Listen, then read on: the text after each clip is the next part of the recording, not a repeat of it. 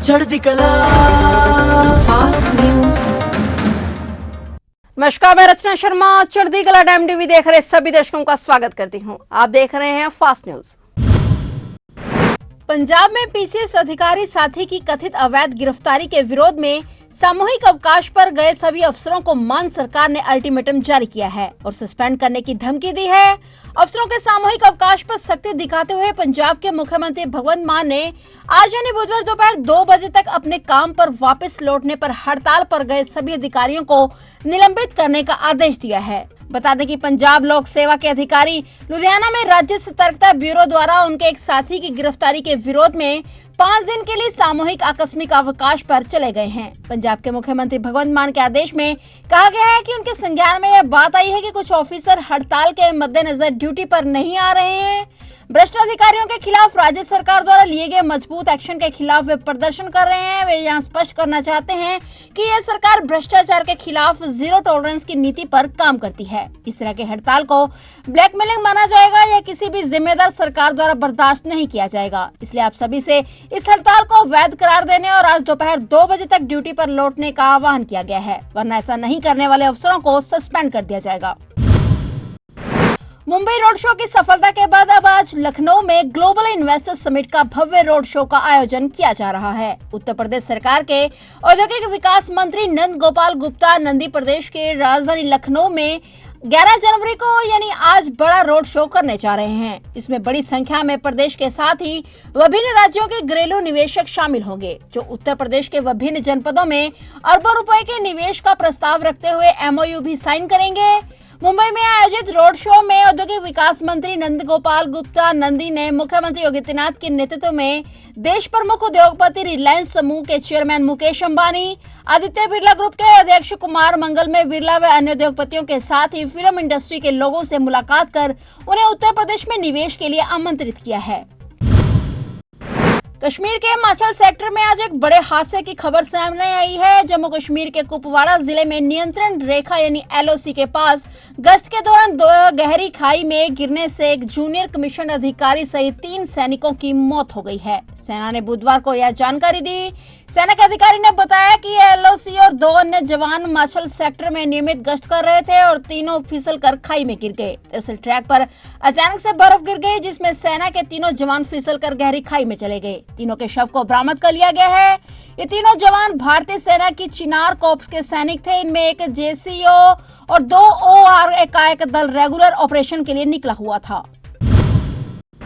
यूनान के पूर्व एवं अंतिम राजा कॉन्स्टेंटाइन का एथेंस के एक निजी अस्पताल में निधन हो गया है। उनके चिकित्सकों ने देर रात यह जानकारी दी। कॉन्स्टेंटाइन 82 वर्ष के थे। एथेंस के निजी अस्पताल हेगिया के कर्मचारियों ने प्रेस से यह जानकारी देते हुए बताया कि गहन देखभाल इकाई में इलाज के दौरान उन्होंने अंतिम सांस ली। आधिकारिक घोषणा न किए जाने के कारण उन्होंने कोई विस्तृत जानकारी नहीं दी। वर्ष 1964 से 23 साल की उम्र में कॉन्स्टेंटाइन द्वितीय के तौर पर उन्होंने सिंहासन ग्रहण किया था। नौकायान में ओलंपिक स्वर्ण पदक जीतने के कारण वे पहले ही बहुत लोकप्रिय थे और राजा बनने के बाद उनकी शोहरत में इजाफा हुआ। हालांकि 1967 में सैन्य तख्तापलट के बाद कॉन्स्टेंटाइन ने शासकों से लोहा लिया और निर्वासन का सामना करना पड़ा। तानाशाही ने 1973 में राजशाही को समाप्त कर दिया और 1974 में लोकतंत्र बहाल होने के बाद हुए जनमत संग्रह ने कॉन्स्टेंटाइन के फिर से शासन करने की हर उम्मीद को तोड़ दिया। उत्तराखंड की पुष्कर सिंह धामी सरकार जोशीमठ में भू हिंसाव में बुरी तरह प्रभावित 2 होटलों को भी गिराने का काम कर रही है, लेकिन संपत्ति मालकों और स्थानीय लोगों ने इसका विरोध किया। वहीं खतरा संभावित क्षेत्र से और लोगों को निकाला गया है और प्रभावित मकानों की संख्या बढ़कर अब 700 से अधिक हो गई है। राज्य सरकार ने माइंड व्यू और मालारी इन होटलों को गिराने का फैसला किया, जिनमें हाल ही में बड़ी दरारें आ गई और दोनों एक दूसरे की ओर झुक गए थे। इससे आसपास की इमारतों को भी खतरा पैदा हो गया है। इलाके में अवरोधक लगा दिए गए हैं और मंगलवार को इन होटल और आसपास के मकानों में बिजली आपूर्ति रोक लगा दी गई है। होटल मालिकों ने कहा है कि उन्हें समाचार पत्रों के माध्यम से इस बारे में पता चला। उन्होंने मांग की कि होटल गिराने से पहले उन्हें एकमुश्त निपटान के लिए प्रशासन की ओर से आश्वासन मिलना चाहिए। पश्चिम दिल्ली के मायापुरी इलाके में मोबाइल फोन चुराने के आरोप में पकड़े गए एक व्यक्ति ने सहायक उप निरीक्षक यानी कि एएसआई शंभू दयाल को बार बार चाकू मारकर हत्या कर दी। इसके बाद अब सीएम केजरीवाल ने उनकी शहादत पर गर्व जताया है। पीड़ित परिवार को 1 करोड़ का सम्मान राशि देने का भी ऐलान किया गया है। दरअसल पश्चिम दिल्ली के मायापुरी इलाके में मंगलवार को मोबाइल फोन चुराने के आरोप में पकड़ा गया एक व्यक्ति ने सहायक उप निरीक्षक शंभू दयाल को बार बार चाकू मारकर हत्या कर दी। अधिकारियों ने जानकारी दी। इस घटना के सीसीटीवी फुटेज भी सामने आए हैं। अपराध स्थल से बरामद सीसीटीवी फुटेज में नजर आ रहा है कि चोरी के आरोप में जब पुलिसकर्मी पर बार बार चाकू से वार किए और मुक्के मारे, तब बच्चों सहित कई लोग वहां पर खड़े थे और यह देख रहे थे। एक महिला और कुछ बच्चों ने पास आकर एएसआई को छुड़ाने की कोशिश की, लेकिन आरोपी ने उन्हें चाकू दिखाया और वे पीछे हट गए। जम्मू प्रशासन ने मकान मालिकों को निर्देश दिया है कि वे अपने किराएदारों और घरेलू सहायकों का विवरण संबंधित पुलिस थाने में जमा करवाएं। यह कदम जम्मू में सामने आई उन कई घटनाओं के बाद आया है जिसके राष्ट्रीय विरोधी तत्वों ने किराएदारों और घरेलू सहायकों की आड़ में आवासीय क्षेत्रों में छिपने का प्रयास किया। जम्मू की जिलाधिकारी अवनी लवासा द्वारा एक आदेश में कहा गया है कि मकान मालिक आदेश जारी होने के 3 दिनों के भीतर विवरण प्रस्तुत करेंगे। आदेश में कहा गया कि मकान मालिक और किराएदार दोनों द्वारा हस्ताक्षरित घोषणा पत्र के अनुसार सभी मकान मालिक इस आदेश के जारी होने के बाद 3 दिनों के भीतर किराएदार के विस्तृत विवरणों को संबंधित थाने में व्यक्तिगत रूप से या संबंधित थाना प्रभारी अधिकारी को संबोधित पंजीकृत डाक द्वारा जमा कराएंगे। इसमें कहा गया कि जम्मू के वरिष्ठ पुलिस अधीक्षक द्वारा लवासा के संज्ञान में लिए जाने के बाद यह कदम उठाया गया है और ऐसी घटनाओं के बाद सत्यापन करने की तत्काल आवश्यकता है, जहां राष्ट्र विरोधी और असामाजिक तत्व किराएदारों और घरेलू सहायकों की आड़ में आवासीय क्षेत्रों में छिपने की कोशिश कर रहे हैं। यूपी के मुखिया योगी आदित्यनाथ 2 दिवसीय दौरे पर गोरखपुर पहुंचे हुए हैं। यहां उन्होंने मकर संक्रांति के अवसर पर गोरखनाथ मंदिर परिसर में लगने वाले खिचड़ी मेले की तैयारियों का जायजा लिया। इस दौरान उन्होंने कहा कि श्रद्धालुओं की सुविधा और सुरक्षा में किसी तरह की कोताही न बरती जाए। सीएम योगी ने गोरखनाथ मंदिर पहुंचकर सबसे पहले उन्होंने बाबा गोरखनाथ के दरबार में हाजिरी लगाई और फिर अपने गुरु ब्रह्मलीन महंत अवैधनाथ के समाधि स्थल पर जाकर शीश नवाया। उसके बाद मेला परिसर का निरीक्षण करने के दौरान उन्होंने वह बैरिकेडिंग देखी जो खिचड़ी चढ़ाने में श्रद्धालुओं की सुविधा के लिए लगवाई गई है। इस दौरान वह मंदिर में साफ सफाई पर भी विशेष ध्यान देने का निर्देश देते रहे। इतना ही नहीं, सीएम योगी ने श्रद्धालुओं के ठहरने के लिए भी की गई व्यवस्था की विस्तार से जानकारी ली और उन्हें सजग रहने के निर्देश दिए।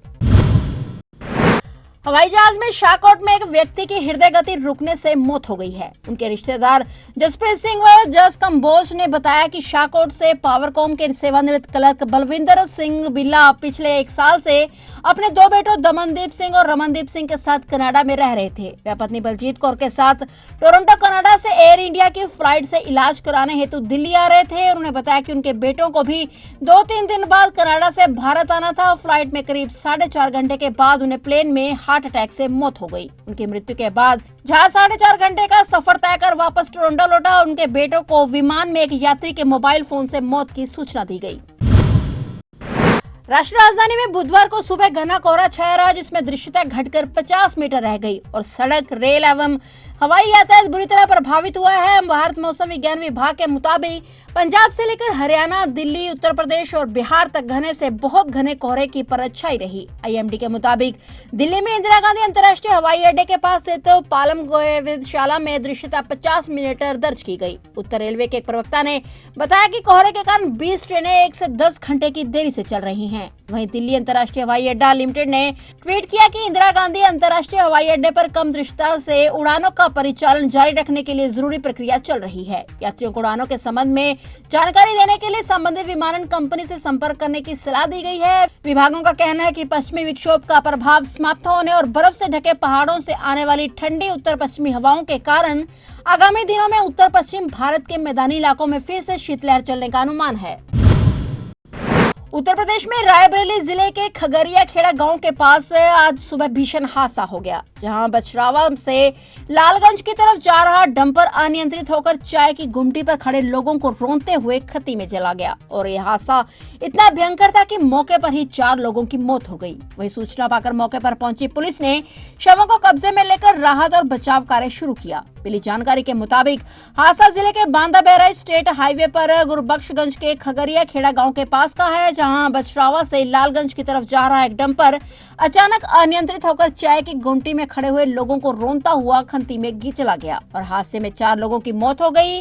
बताया जा रहा है कि हादसा बुधवार सुबह 6 बजे का है और जिन लोगों की मौत हुई है वे चाय पीने के लिए खड़े हुए थे। इसके साथ ही हादसे में 4 से 5 लोगों के दबे होने की आशंका भी बताई गई थी। हादसे की सूचना पाकर मौके पर पहुंची पुलिस ने बचाव कार्य शुरू किया। फिलहाल फास्ट न्यूज में इतना ही और नए समाचारों के साथ फिर से हाजिर होंगे। तब तक के लिए देखते रहिए चढ़ती कला टाइम टीवी और अब मुझे दीजिए इजाजत। धन्यवाद। चढ़ती कला